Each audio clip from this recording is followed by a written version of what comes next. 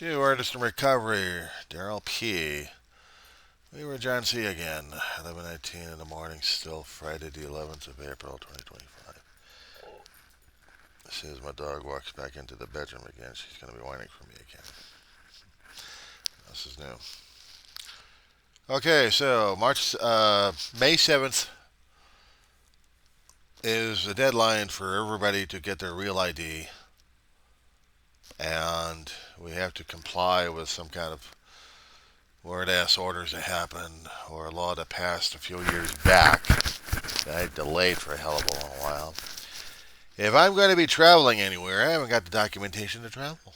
I don't have a passport. It costs money for a passport. It costs money for a real ID out here. About $35. Unless you're a California resident. I don't know about anybody else. And I have to stand in line and wait to get the damn thing processed. I haven't been over that place in years. About worse than that, I got to get me a fresh documentation. I mean, I can show them the old ratted stuff just to say, look, I need to get a fresh updated copy of a few things. Can I get them? Oh, because we have to satisfy the SAVE Act when it kicks in. You heard about that one? Oh, damn thing's been out there for a couple of years already, bouncing around.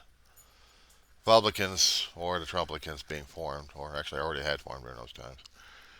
They wanted more strict identification when it comes down for the voting because they all kept swearing a couple of years, over the past several years, of how screwed up our voting system is that we can't identify who's illegal aliens and who's not. Let me tell you something what happens out in my territory over here. A long while ago, I had been registered for voting. Bounced from place to place in the city to county area. At least I'm registered in California that I'm still a registered Democrat. And the addresses may change. But that still doesn't change because my residence always changes and I have to contact the county saying this is where I'm at. So I'm still registered in the state of being a Democrat. And I can vote. And just show them the driver's license. Matches with the address that they have on file. And I got no issues with it. Every time I have to move, I have to change the damn address. It's a pain in the ass, but you know, it happens. So, voting out here in Kern County over the past decade and change. Since my brother and I moved out here, and what the hell was that, 15? No, wait a second. We moved out here in 2013. That was it. Okay, right after Mom's death. Stayed in a place for about a year and a half. Get evicted. Long story. Different videos on that one. But I was always registering myself in that county. That's I hope I did. And able to vote when the elections came up. When I was staying in one particular place, I was in between the voting cycles. And I had to re-register. Showing the mailing address of the county that I was in. And got to do my ballot. I did person. But when they had the mail-ins over here, mere steps away from my front door. Convenient in this apartment complex. We had it for a few years. Until Kern decided they were pulling the polling place and shove it to either two places. And they're all about a mile and a half, 2 miles away from me. One almost practically 2.5 miles. I would have to take a shuttle over there to get voted, and after that, who knows? But over there, they would have a drop-off box.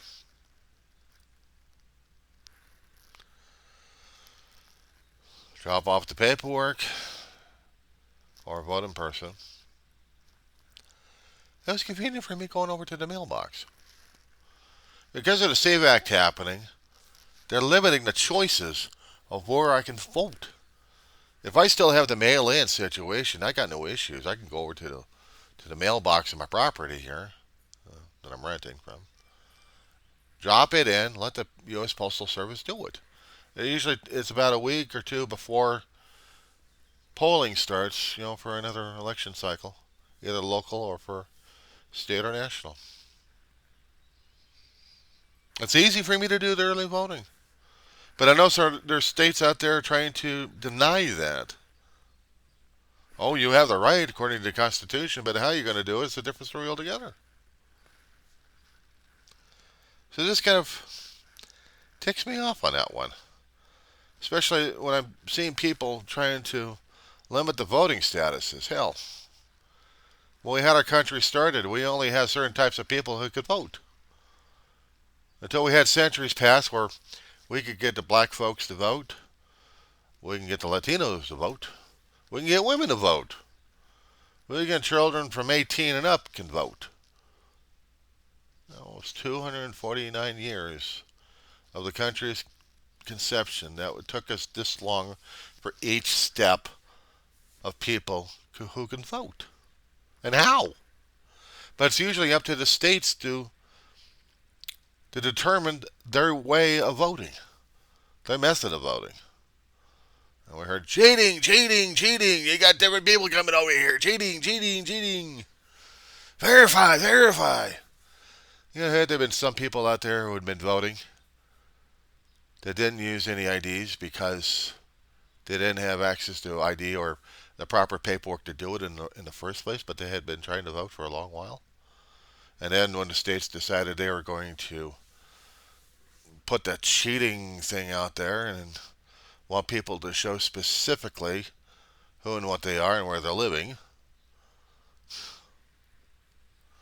I know they want to make sure that they get the right paperwork and people, but are they also the right political party? The gerrymandering thing. You're aware of it, aren't you? Well, take your particular neighborhood over here, kind sir. You, Mr. DARRYL, in your neighborhood. Somehow, the people in certain places of your town, county, and state will be making a change in your territory. Oh, yes. If you think you're voting Democratic, oh no, your party just got split because of gerrymandering. You see, the property you're voting right now may not be liberal, it's just Republican and expected to vote Republican. And either get on with it or you find yourself ostracized. How many times have I kept hearing things like that similar throughout damn decades over this shit? And we're still doing it. We're still doing it to ourselves. How the hell can we not understand and get away from this damn crap? They're going to tell me that my own neighborhood is supposed to be this way, so I'm supposed to vote that way.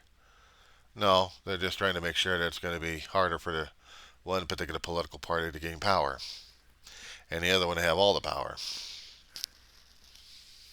It's a nasty thing concerning about democracy of shifting votes around. And Aristotle said that democracy was the most screwed up he had ever seen.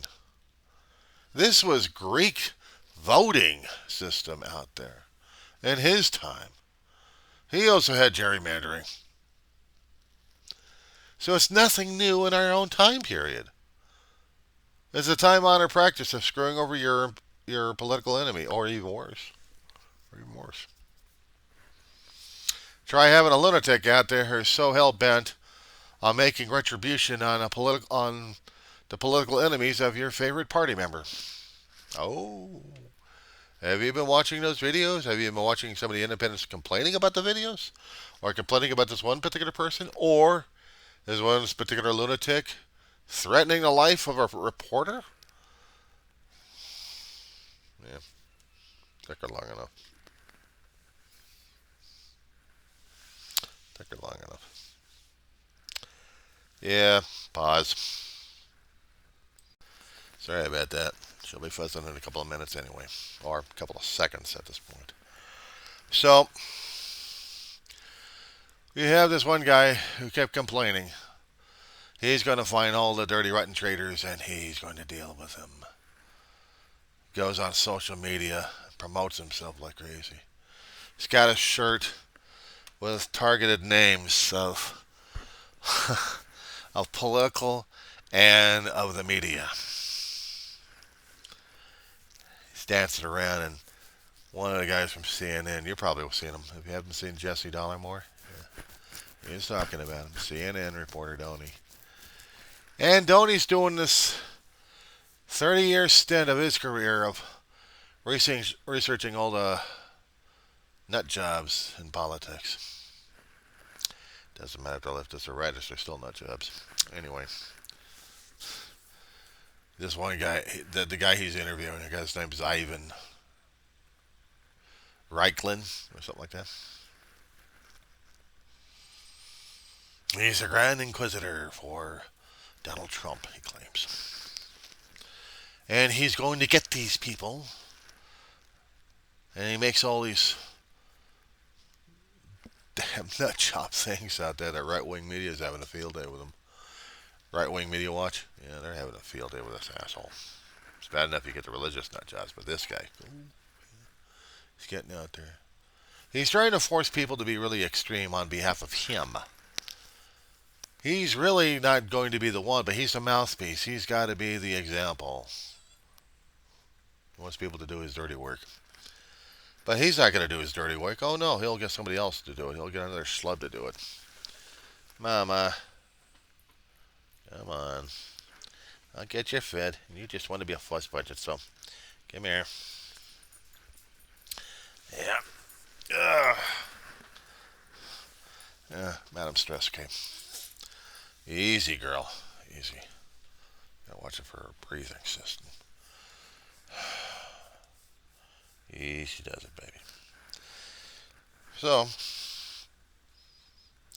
Ivan threatened Donnie on there while Donnie was doing his piece for CNN. Ivan had somebody else filming, and he was trying to be all tough about it. But as much as the videos were showing it, it did rattle him a little bit. And he did this report against CNN about it. His life got threatened.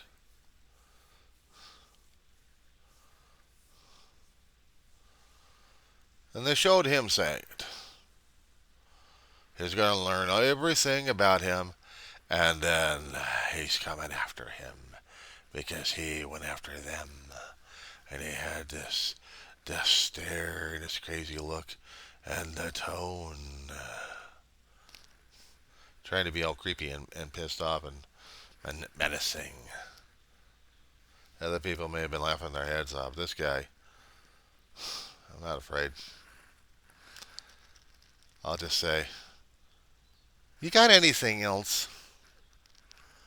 I mean, come on. I've heard stronger stuff said by 2 or 3-year-old toddler brains actually in a sandbox, and they can actually get into it with each other.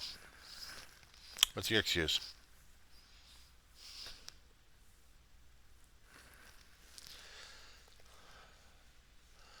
Research me all you want, asshole. Say all the nasty vitriol things. Say I'm the enemy. I'm treason. I gotta be proven. I gotta be showing I'm treasonous to the U.S. Constitution. Not to an orange gas bag, and sure as hell not to the Trumplicans. They don't like it, fuck them. And if they happen to see the video again, hey, I can do it again. Fuck them again. Should we do it one more time? Smile when I'm doing it, when I'm holding a dog. Fuck you. Look, what the hell is he going to do to me anyway? Make me homeless?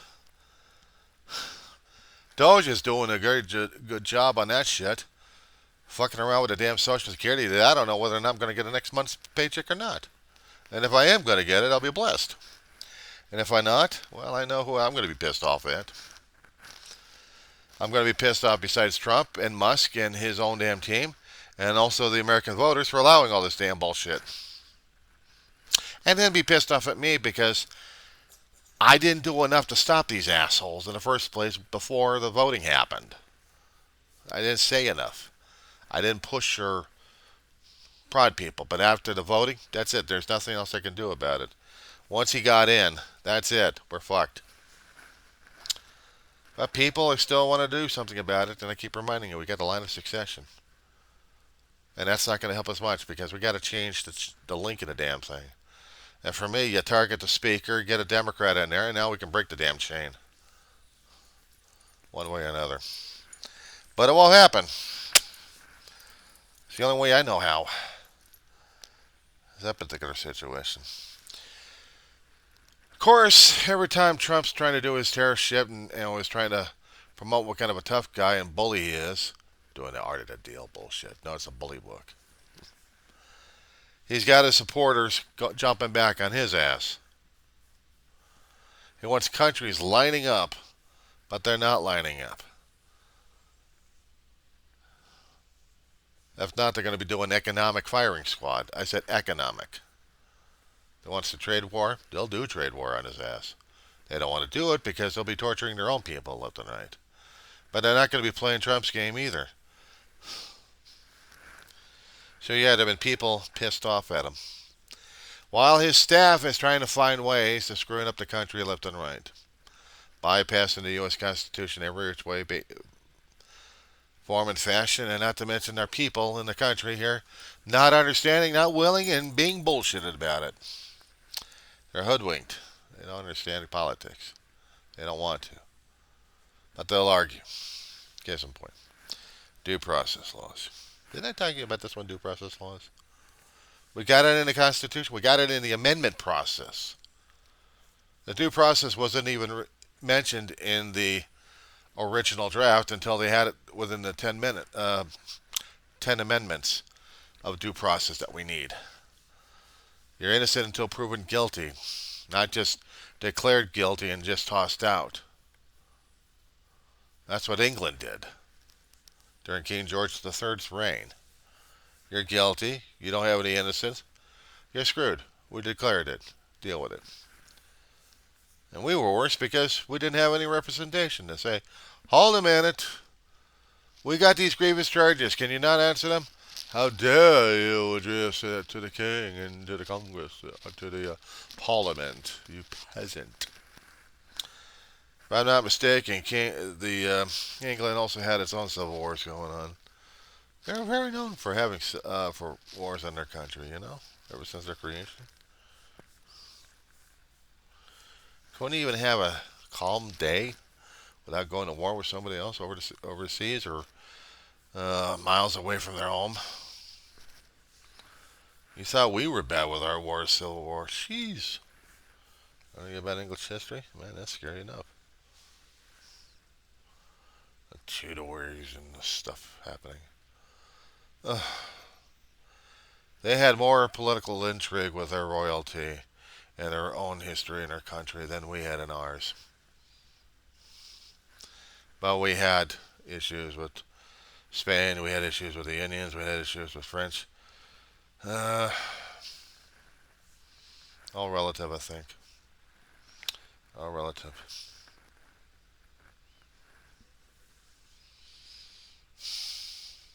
Anyway, I had to get that off my chest. I still have something on my chest. Okay, put another public posting out here.